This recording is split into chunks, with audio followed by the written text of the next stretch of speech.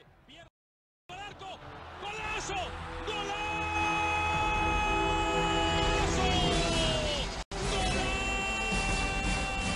world of perspective.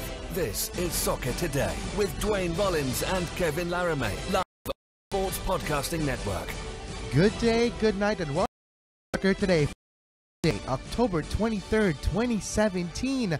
Joining us to talk about the season that just wrapped up in League One Ontario, the commissioner, Dino Rossi. Dino, how you doing this Monday morning? Hi, Kevin. How are you? Doing great. Dino, how exciting were you on Friday night to see that crowd and that atmosphere that was there to watch that championship game? How did that make you feel as a guy that envisioned this league so much? Well, obviously, Friday night was a very, very exciting night, even before we pour through the gate. You know, actually, if I'm being honest, my vision of having league teams playing in the championship, I've been pressing my Canada soccer since I think 2010 or 2011. I remember being on Anthony Totera's show on the Fan 590 when he was still there, and Peter Montopoli was a guest, and asking him then, you know, what's it going to take for us to have league teams involved in this tournament? It'll make it bigger and better and more exciting, and so many years later, and now that League One is 4 years in. To be able to say that our champion is going to be qualified for prestigious football competition that this country runs for professional teams is hugely gratifying. But most of all, it's gratifying for the clubs that make up League One. I mean, we do this for them, and we do it for the players and the coaches, and this it's part of the process of growing the sport organically. And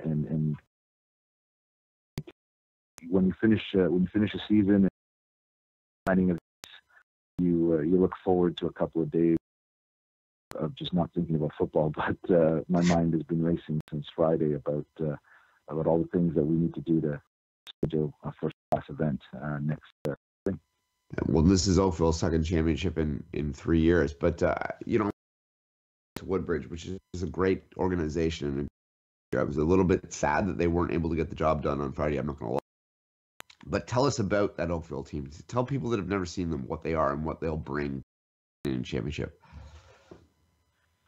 Oakville is a very fierce, unapologetic club. They go hard into everything.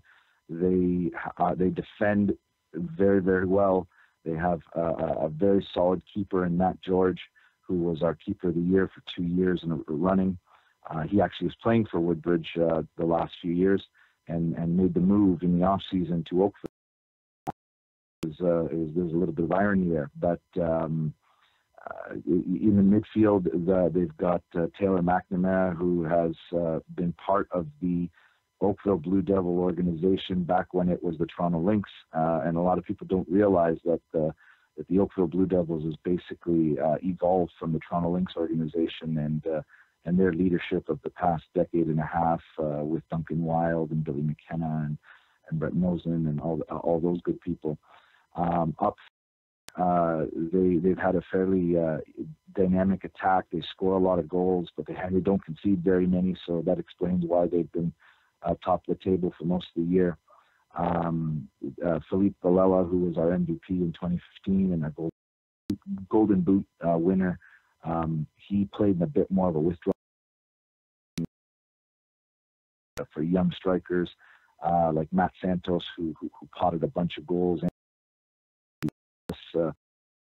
a lot of options. And then late in the season, they made a deal with Windsor and got Stephen Adamo roster the late stretch of the season. And anybody who follows Canadian soccer remembers Stephen. He had a good career in Europe, played with the national team a bit, very dynamic player, adds a lot to this team. And he one performance that he had this season against TFC3, where he pulled 2 goals back late in the game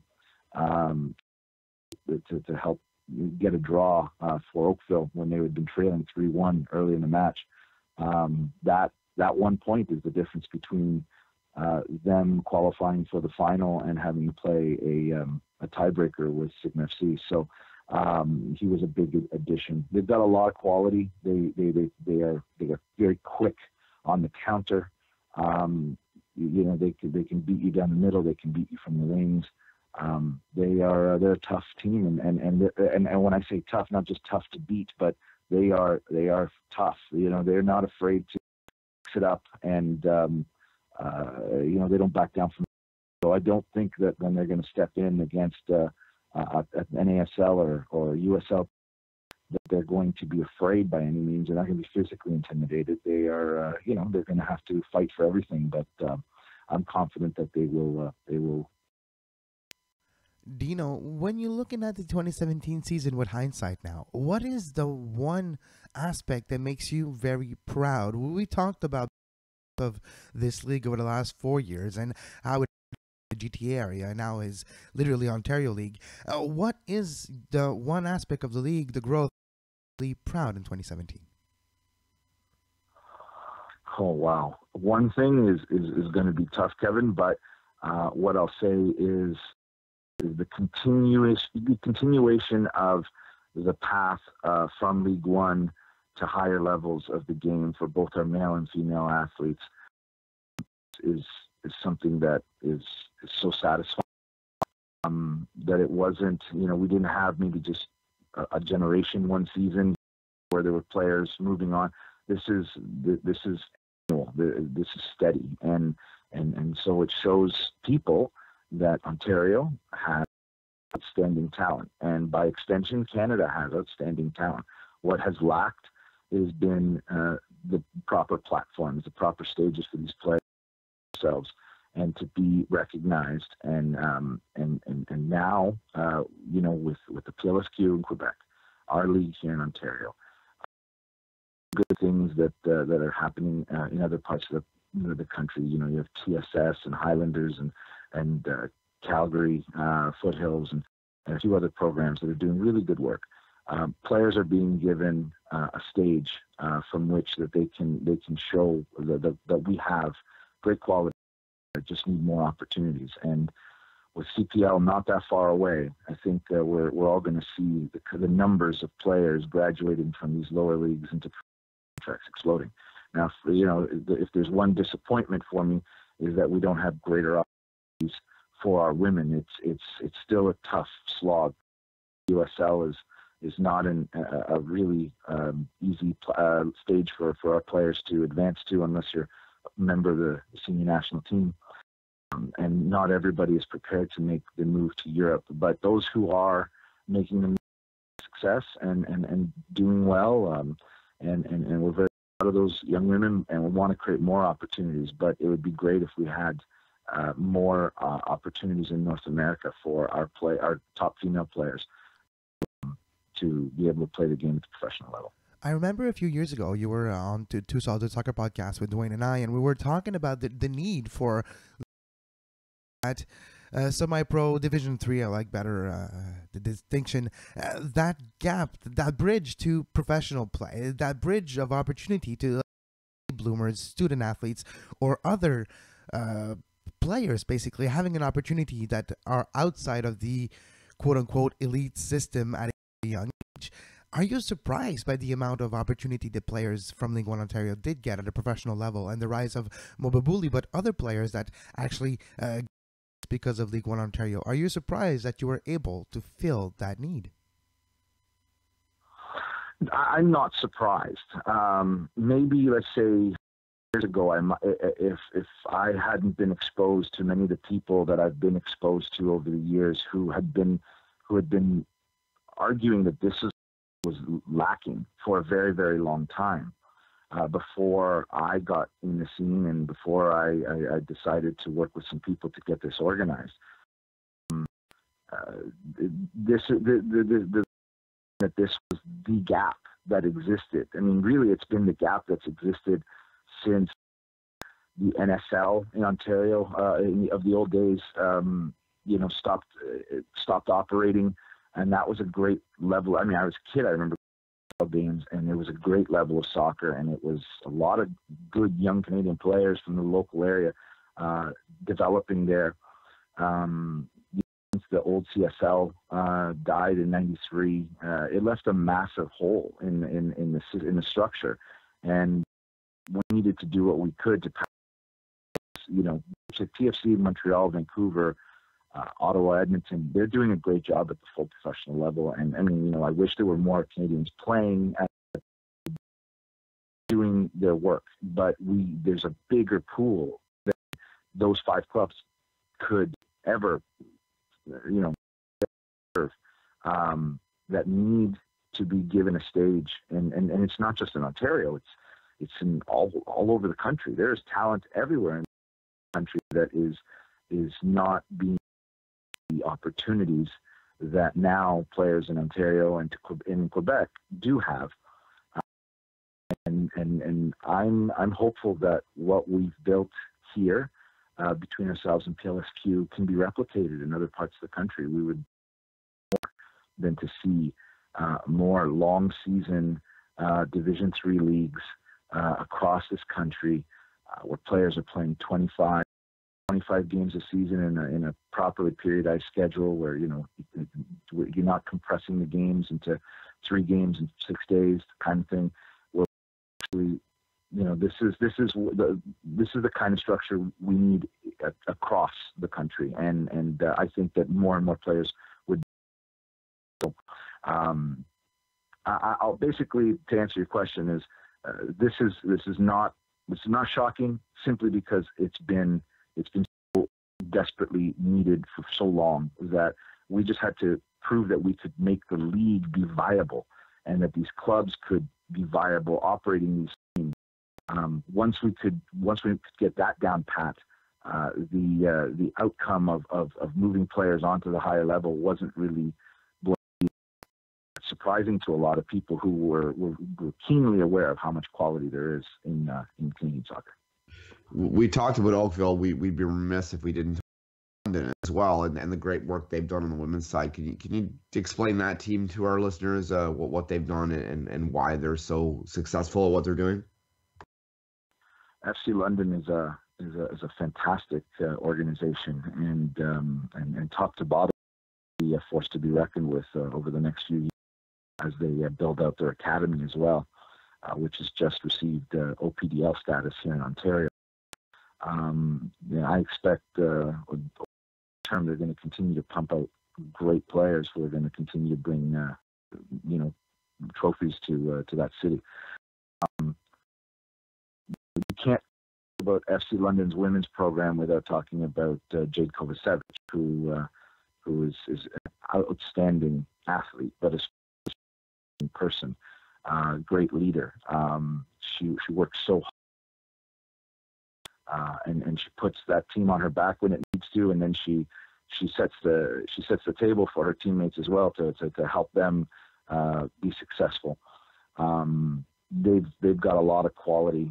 Ashley Campbell joined the national team, veteran, who really added a lot and kind of took some of the pressure of Jade having to do everything. They goaltending, a solid defense. They have some great midfield play.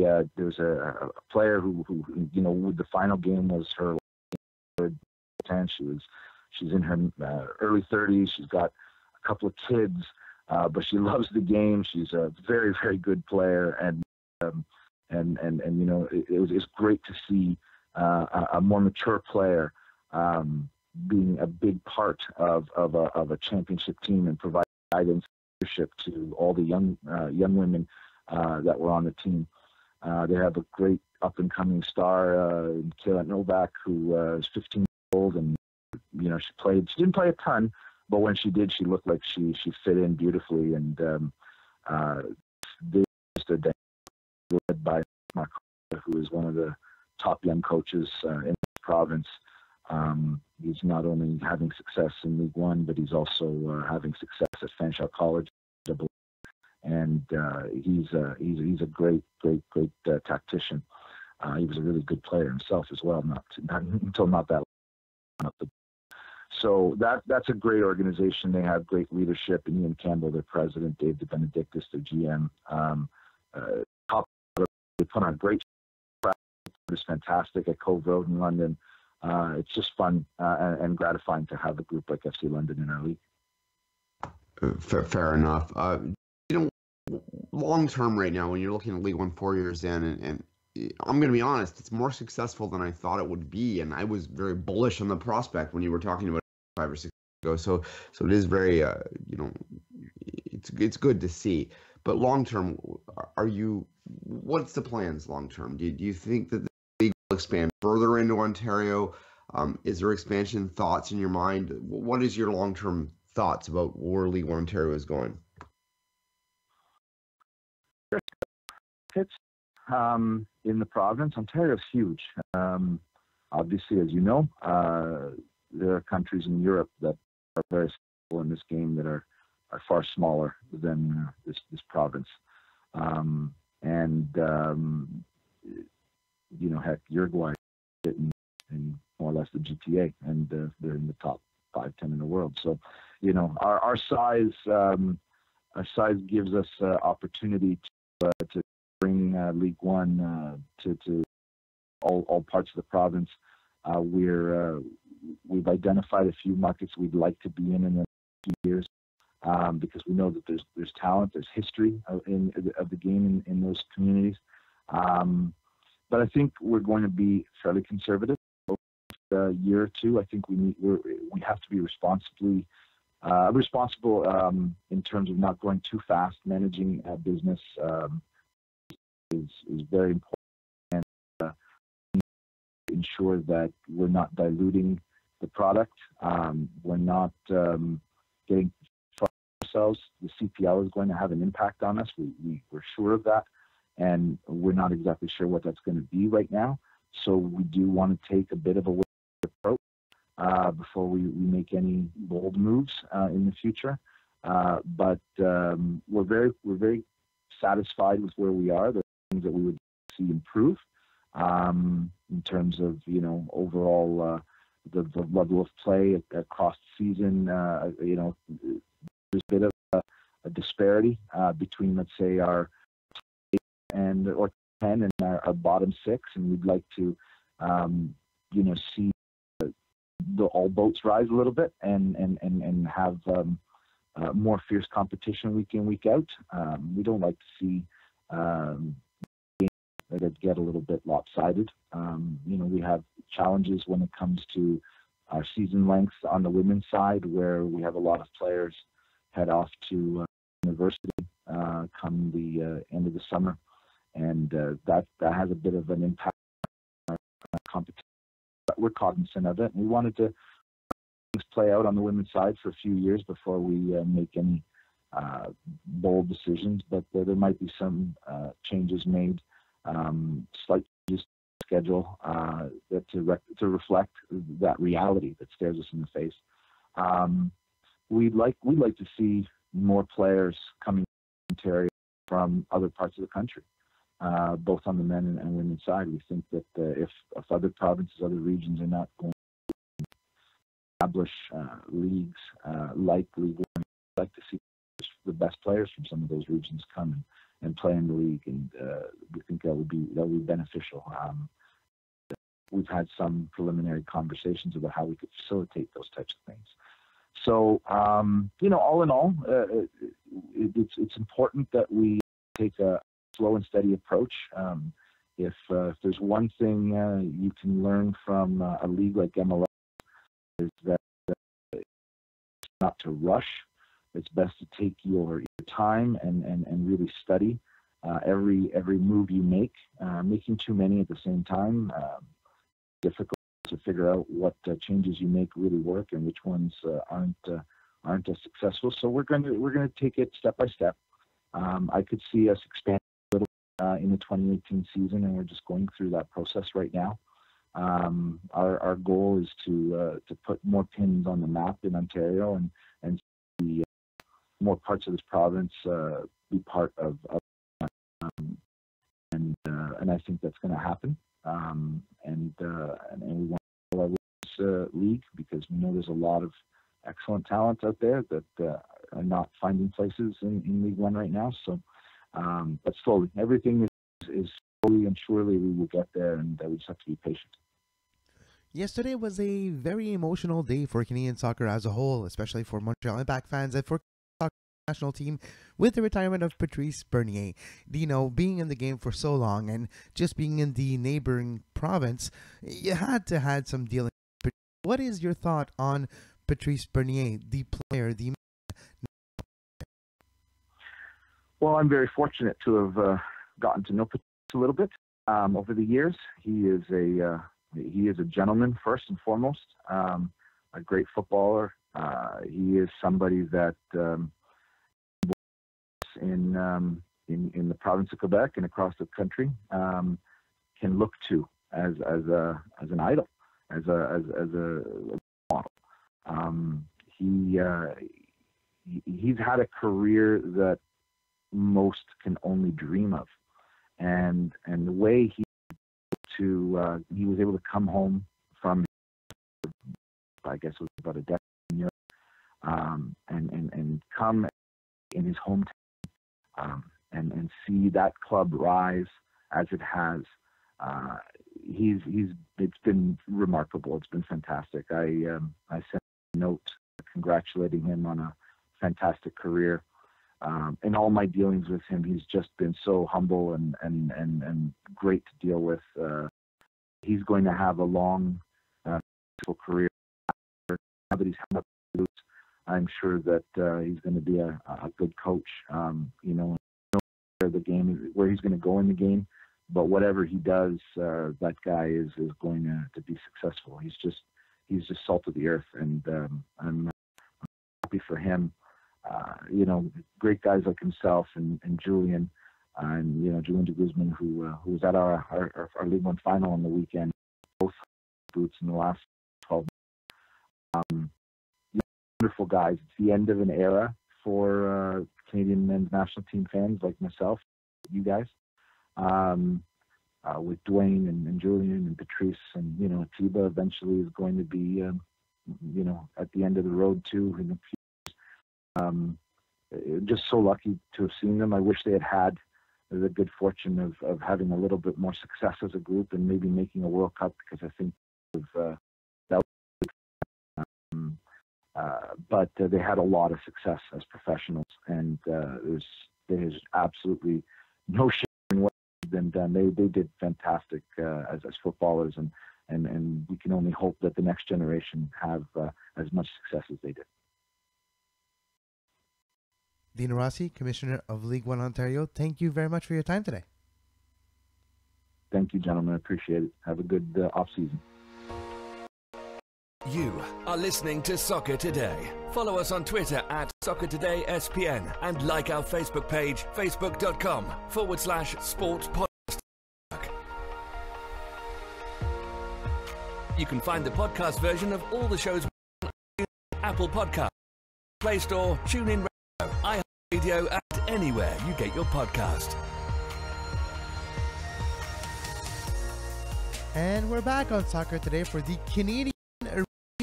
Duane, Vancouver had a chance yesterday to clinch the top of the Western Conference and have bye and be off midweek. Well, no, they lost to Portland. Of course, Darren Maddox scored against Vancouver, and he celebrated. And, well, Vancouver has to play against San Jose week. Minus 21 goal differential, San Jose. Dallas out. That's the story of the season in many ways. That Dallas is out, but no, for the Whitecaps perspective. Let's not forget the Galaxy and what a terrible, what type of show it was in LA. Orlando, Montreal. Jeez. What a bad season. I kind of feel for Orlando fans a little bit. They kind of remind me of TFC 2012. 13. They really had a disastrous season. That was awful. But anyway, it's over, speaking guys. of Orlando, we forgot to say it last week. You know, we say it when it happens. Say it when there's Johnson. There won't be any accusation actually put on that case. So yeah, he's cleared of everything. Yeah, well, good, but just oh my God, that season was so bad in Orlando though. Like I can't, like I lived years. If you're an Orlando fan listening to this, I do not think TFC ever had a season as bad as that Orlando had this year. Anyway, so it's done for now, so you can rest for a while. And they started so well. They started with a 5-game win streak or something. Yeah.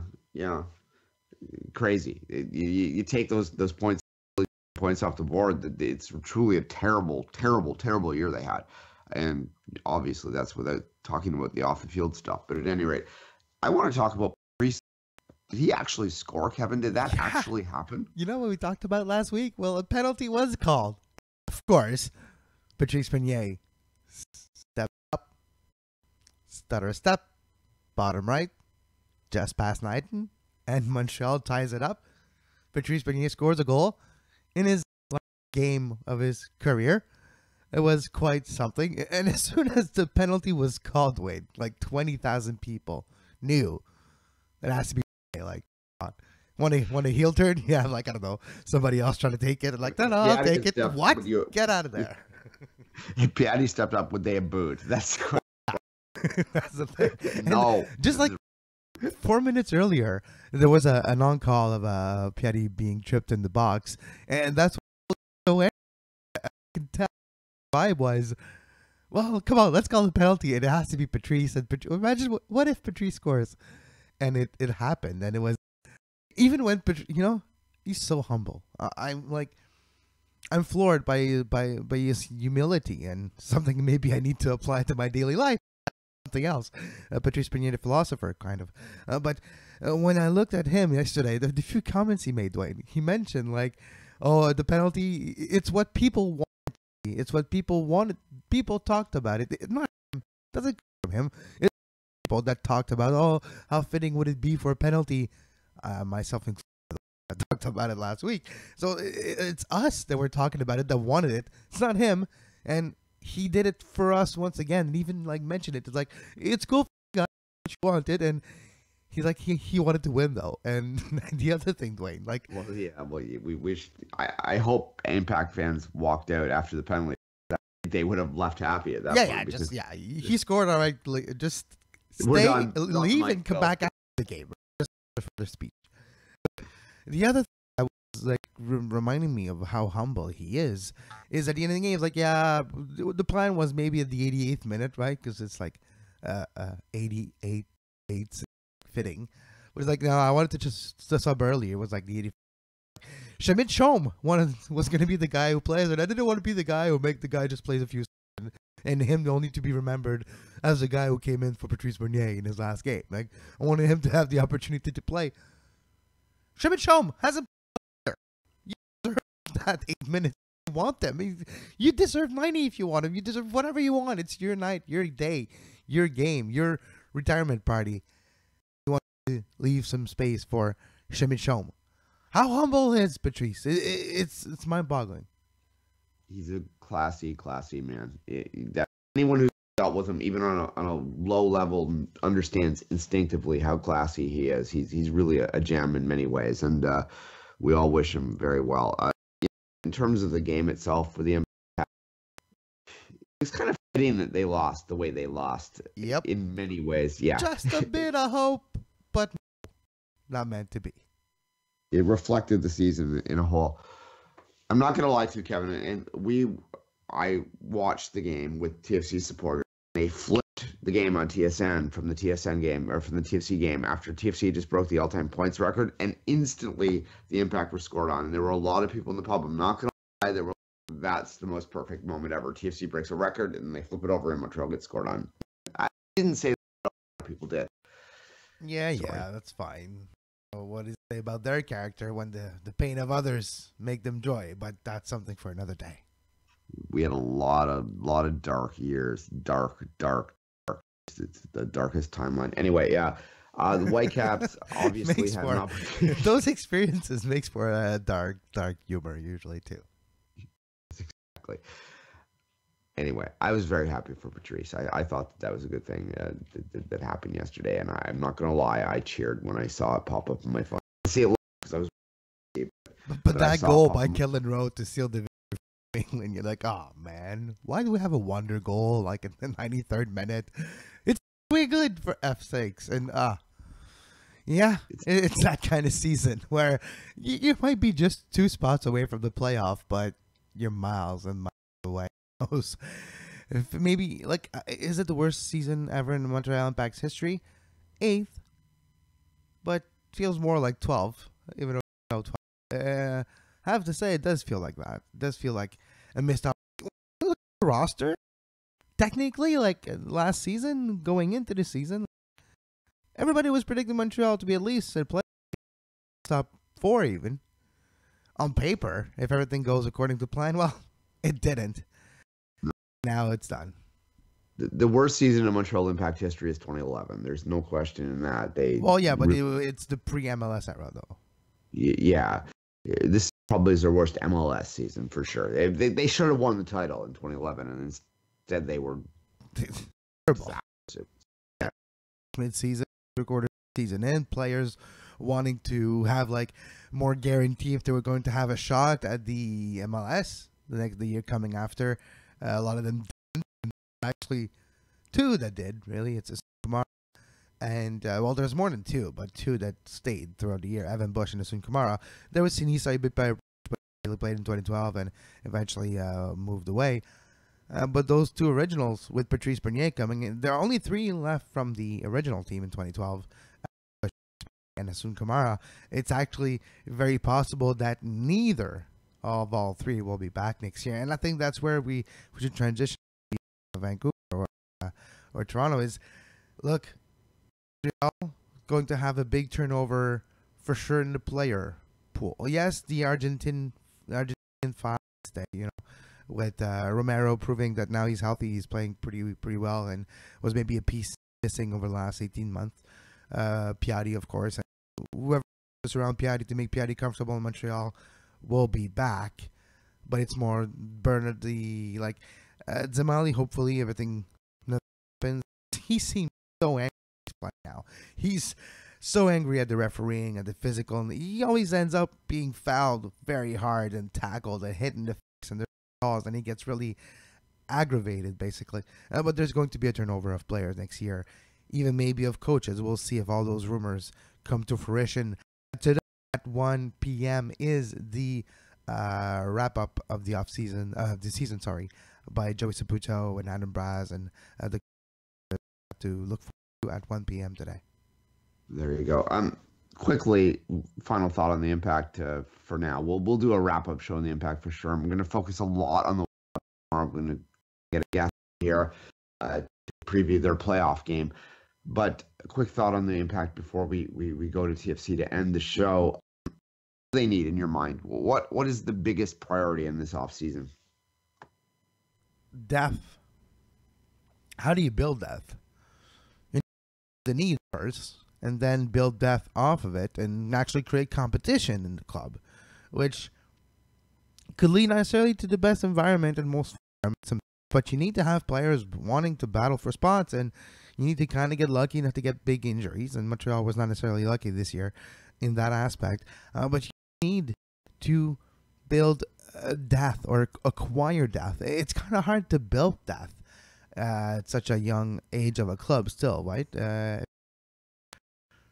years, with the amount of academy product that could be available, depth is something that is a little bit more attainable in the long term. But now you kind of acquire depth. So I feel Montreal needs to be very, very active on the transfer market or the trade markets or free agents just to get some competition for key spots on the roster. Fair enough. All right. Word association, Kevin. 59. Biggest amount of points ever by a MLS team season?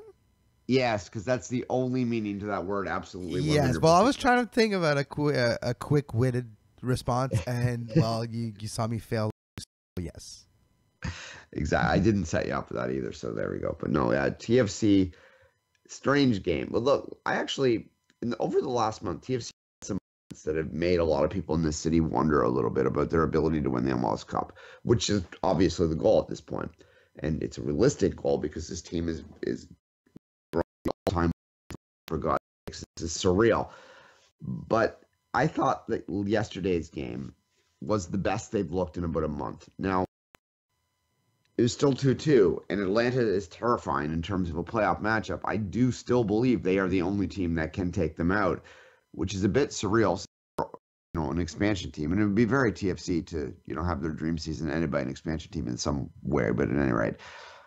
That said, I thought that yesterday's game was that they went in with a game plan to take on Atlanta. They got that weird VAR call against them, which I still don't understand. And some people out there that think it was a penalty. There are some people out there that don't, which tells me that it shouldn't have been overturned by VAR because VAR is only supposed to be used when it's an absolute obvious error made, and no one saw that live. It wasn't an obvious error, but at any rate, so they got that call against them. But that goal, Kevin, I don't know if you've seen it. I don't know if you haven't seen the goal now, Javenko's goal, which tied the game. Is 13th free kick goal in his history with Toronto FC, which is like crazy.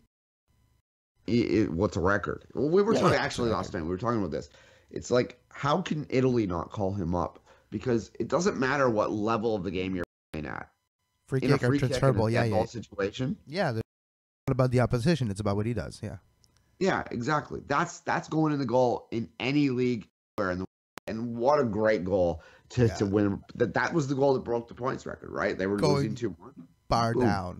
Bar down on Guzan, and that Guzan did, I think he's still out there. I think he's about to land. He jumped so high and crashed so hard. I just, when you're looking at the replay, usually you focus on when the two crossed. I just focus on Guzan. And like, is he gonna be okay? Is he gonna crash? Guzan had a hell of a game too. Like that. This is what I'm saying. It's like TFC, despite the fact they gave up, the weird penalty, and then the Atlanta's goal was brilliantly taken. It was a full measure to them for that goal that they scored the second goal.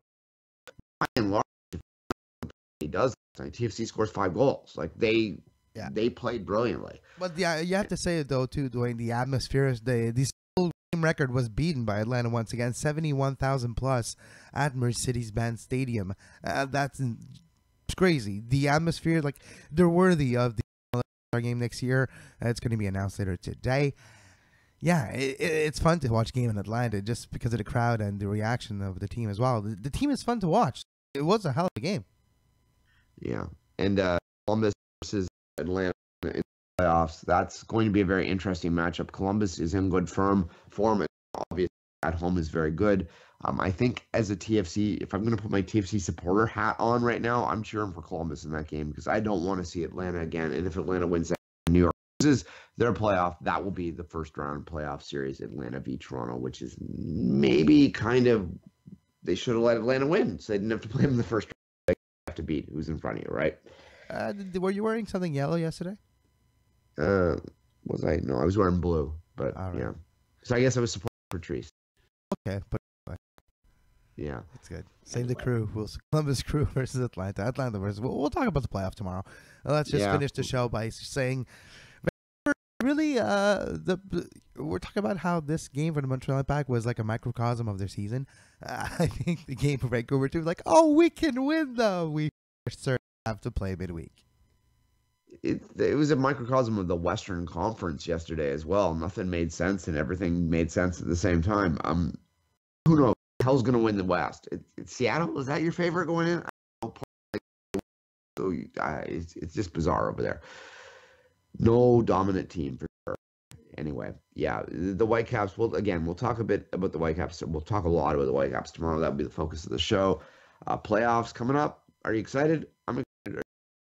Well, I guess I have to. I have a quick turnaround. It starts Wednesday, and we'll talk about it more tomorrow. As always, you can follow Duane on Twitter at 24th Minute myself at Kev Laramee, and until tomorrow for our playoff preview show, as always, have a great soccer. Find the podcast version of all the shows we do on iTunes, Apple Podcast, Google Play Store, TuneIn Radio, iHeartRadio, and anywhere you get your podcast.